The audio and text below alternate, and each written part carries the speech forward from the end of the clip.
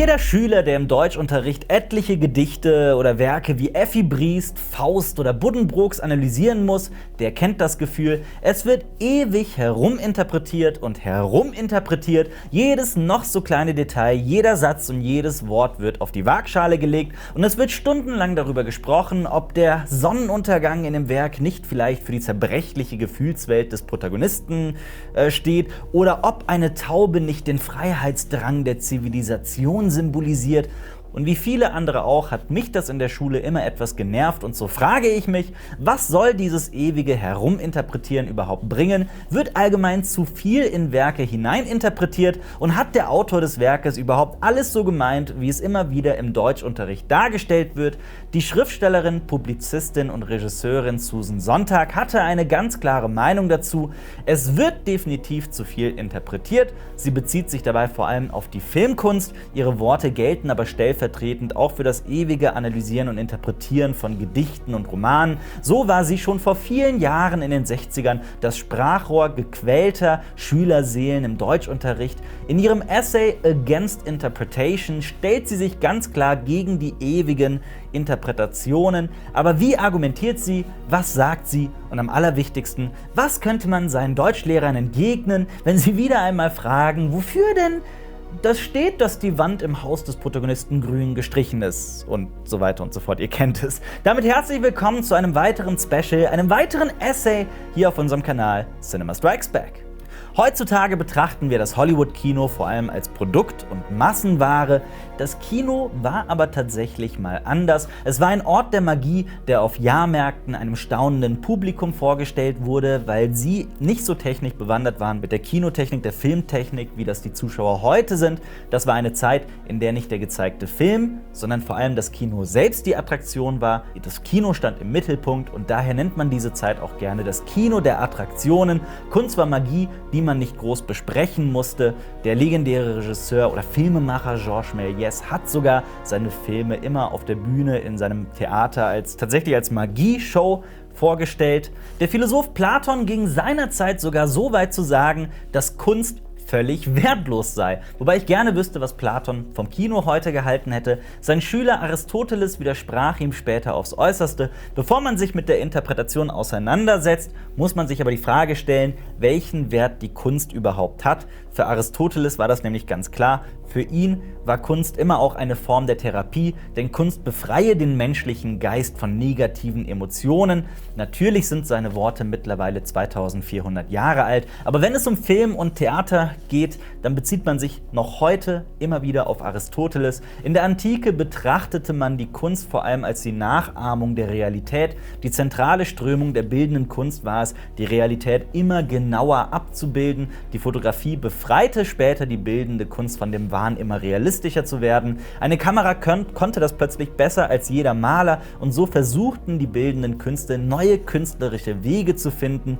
Vergleicht das zum Beispiel mal mit aktuellen Animationsfilmen. Die neuesten Filme aus den Häusern Pixar oder DreamWorks versuchen ja nicht so realistisch wie möglich auszusehen, sonst käme nämlich ein so verstörendes und unbeliebtes Werk wie die Legende von Beowulf raus, in der die Figuren so aussehen sollen wie tatsächliche Menschen, aber eben immer noch ein kleines Stück zu künstlich aussehen, sodass sich immer ein ganz mulmiges Gefühl im Zuschauer breit macht und genau das nennt man übrigens Uncanny Valley. Nein, wir haben uns mittlerweile von dem Gedanken entfernt, dass Kunst die Realität nur nachbilden soll und so ist laut Susan Sontag die Sucht nach der Interpretation entstanden. Mittlerweile trennt man Kunstwerke in zwei Sinnaspekte auf. Es gibt zum einen die Form, also die Gestalt, die den Inhalt transportiert. Form und Inhalt, nur mittlerweile hat sich eingebürgert, dass der Inhalt über der Form steht. So muss jeder Schüler im Deutschunterricht sitzen und sich so Sätze an den Kopf werfen lassen wie, was der Künstler eigentlich damit meint, ist und so weiter und so fort. So wird jedes Werk unermüdlich mit neuen Bedeutungen überladen, bis das Werk gar nicht mehr wiedererkennbar ist. Man macht das Kunstwerk überladener und verliert dabei aus den Augen, dass man so versucht, dem Kunstwerk eine größere Bedeutung zuzuschreiben, so als müsse das Kunstwerk verteidigt werden. Der Inhalt eines Werkes ist mittlerweile so wichtig geworden, dass jedes noch so kleine Handlungselement in Grund und Boden interpretiert wird.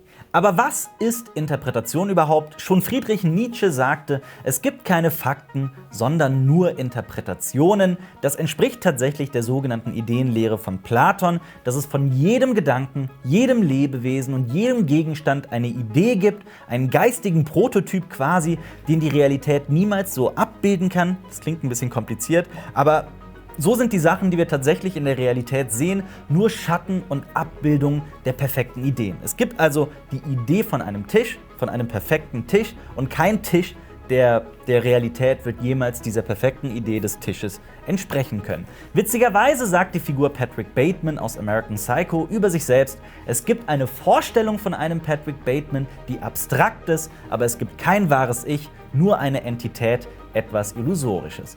Und dieser Gedanke lässt sich genauso auch auf die Kunst übertragen. Die Wörter, die wir lesen, die Szenen, die wir sehen, die Schauspieler, die wir hören, all das sind nur Abbildungen ihrer Ideen. Damit ist die Interpretation, das genaue Auseinandersetzen mit dem Inhalt eines Werkes, nichts anderes als eine Übersetzung. So entstehen Sätze, die jeder aus dem Deutschunterricht kennen dürfte.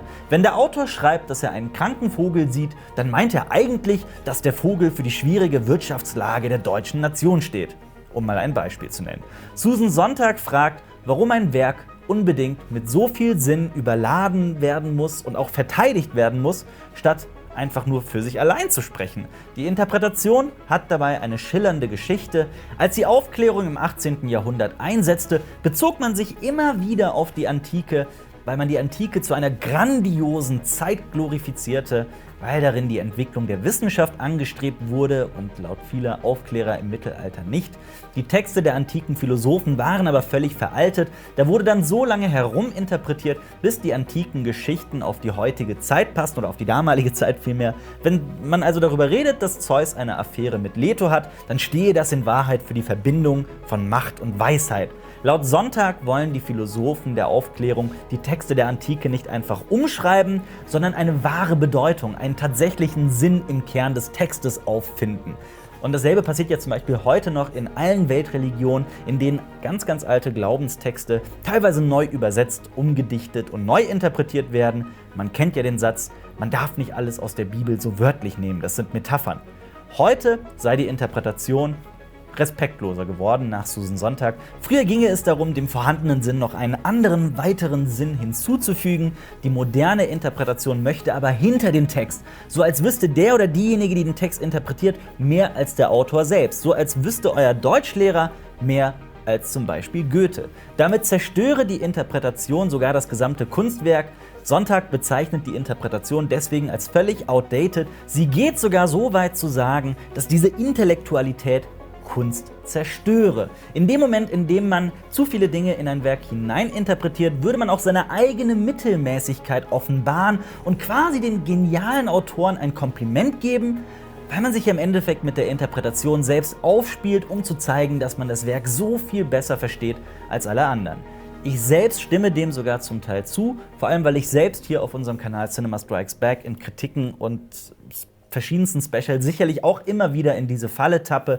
Sontag relativiert ihren Satz dann aber auch sofort, indem sie sagt, Interpretation sei nun mal der moderne Weg unserer Gegenwart, einen komplexen Sachverhalt zu verstehen.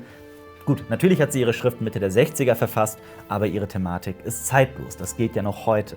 Damit kommen wir aber zur Gretchenfrage, zur großen Frage der Fragen. Haben die Filmemacher, die Schriftsteller und die Dichter wirklich gewollt, dass man überhaupt so viel in ihre Werke hineininterpretiert? Haben sie diese ganzen versteckten Bedeutungen überhaupt selbst so in ihre Werke geschrieben?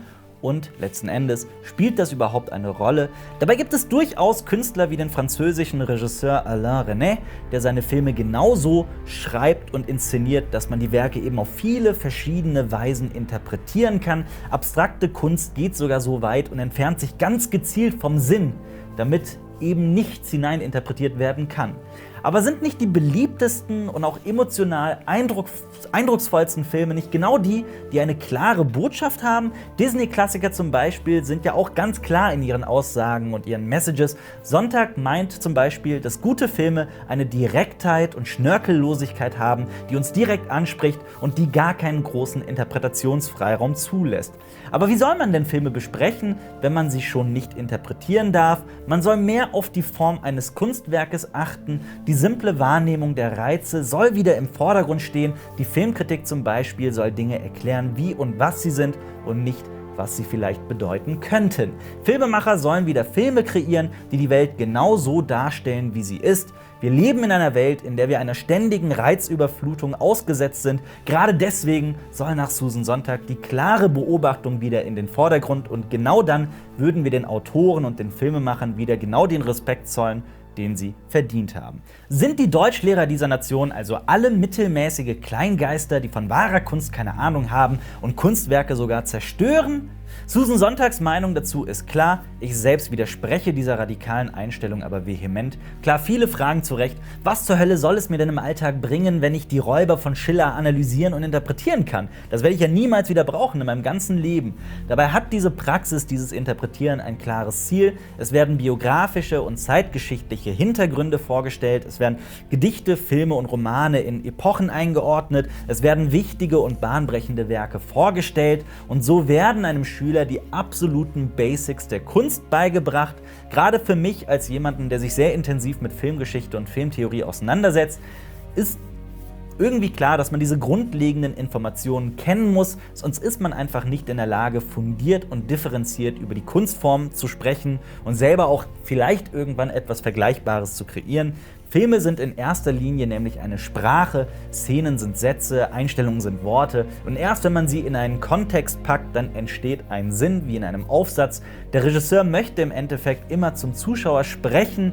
Filme wie Transformers sprechen dabei in ganz kurzen Sätzen, die jeder versteht. Ein David Lynch hingegen spricht mit einem Film wie Eraserhead überaus kompliziert und lässt teilweise wichtige Wörter mitten im Satz einfach weg und wir müssen uns selber anstrengen, um dem Werk irgendwie einen Sinn zu geben oder einen Sinn darin zu erkennen. Aber wir als Zuschauer müssen eben auch unsere Vokabeln lernen und uns mit der Sprache auseinandersetzen, um dann im Endeffekt Filme irgendwie gänzlich verstehen zu können. Nicht umsonst waren auch die bekanntesten Filmemacher der vergangenen Jahrzehnte eingefleischte Fans der Filmgeschichte. Wenn man ein Verständnis für Ästhetik, für Bildsprache und sowas entwickeln möchte, dann ist dieses Wissen, dieses grundlegende Wissen über die Kunstform nicht nur hilfreich, sondern meiner Meinung nach eine grundlegende Voraussetzung. Daher ist das ewige Heruminterpretieren durchaus wichtig, um Schülern ein Gefühl dafür zu geben, wie man sich intensiv mit Kunstwerken auseinandersetzt, um eine engere Bindung zu ihnen aufzubauen. Wozu braucht man also die Interpretation und wozu muss man wissen, wie man einen komplexen Logarithmus in der Schule berechnet? Dabei geht es eben gar nicht darum, dass man etwas lernt, was man später im Alltag braucht, im Beruf oder was auch immer. Es geht darum, grundlegende Fähigkeiten, absolute Basics auszubilden. Genauso ist das auch mit der Interpretation. Die soll nämlich dafür sorgen, dass der Schüler versteht, durch welche gedanklichen Prozesse ein Künstler wandeln könnte oder gewandelt haben könnte, um mit seiner Kunst die Wirklichkeit zu verstehen und für andere greifbar zu machen. Daher betrachte ich die Interpretation als was durchaus Wertvolles und Wichtiges. Dennoch sind Schulen und Deutschlehrer nicht frei von Schuld. Oft bleibt die Leidenschaft für die Kunst nämlich bei Schülern absolut auf der Strecke. Wenn man aber auch stur Sekundärliteratur durchackern muss, um ein Gedicht in Anführungszeichen korrekt zu interpretieren, dann kann eine persönliche Bindung zu einem Kunstwerk halt auch einfach nicht entstehen. Statt ein Kunstwerk also mit Sachlichkeit und schulischer Langeweile abzutöten, sollte man es als Deutschlehrer schaffen, die Schüler auch mal zu fragen, was das Gedicht oder der Film für sie persönlich bedeutet. Je methodischer und abgelesener ein Lehrer an das Kunstwerk heranführt, desto langweiliger, ätzender und abstoßender wird es im Endeffekt auch. Es muss schlichtweg ein Raum geschaffen werden für Emotionalität und für Leidenschaft. Wenn ich zum Beispiel privat einen Film wie Cinema Paradiso gucke, dann beschäftige ich mich nicht stundenlang damit, was Regisseur Giuseppe Tornatore eigentlich gemeint haben könnte. Oder fuck it, wenn ich Indiana Jones gucke, dann interessiere ich mich auch nicht dafür, auf welchen Pulp-Helden der 50er Indiana Jones eigentlich basiert und was sich George Lucas und Steven Spielberg dabei gedacht haben. Nein, wenn ich es gucke, dann leide ich weine, lache, lebe und verschmelze mit der Leinwand und fühle zuallererst das Kunstwerk. Wenn man mit dieser Herangehensweise nicht an Gedichte, Filme und Romane in der Schule herantritt, dann wird man bei den Schülern auch nie einen richtigen Lerneffekt erzielen. Denn ein Mensch erinnert sich vor allem an die Dinge, die in ihm ein Gefühl ausgelöst haben. Wer zum Beispiel an Inception zurückdenkt, der denkt doch in erster Linie an das, was das Ende mit ihm und mit seinen Emotionen angestellt hat. Vielleicht meint Susan Sontag auch genau das am Ende ihrer Schrift. Denn ihr letzter Satz ist kryptisch und gar nicht so genau verständlich, denn sie schreibt: Anstelle einer Hermeneutik brauchen wir eine Erotik der Kunst. Was sie genau damit ausdrücken möchte, ist gar nicht so genau klar, aber ich nehme mir mal die Freiheit, ihren Satz zu interpretieren, was sie selbst vermutlich gehasst hätte. Deutschlehrer, Filmkritiker und Germanistikdozenten müssen Kunstwerke einfach wieder sexy machen.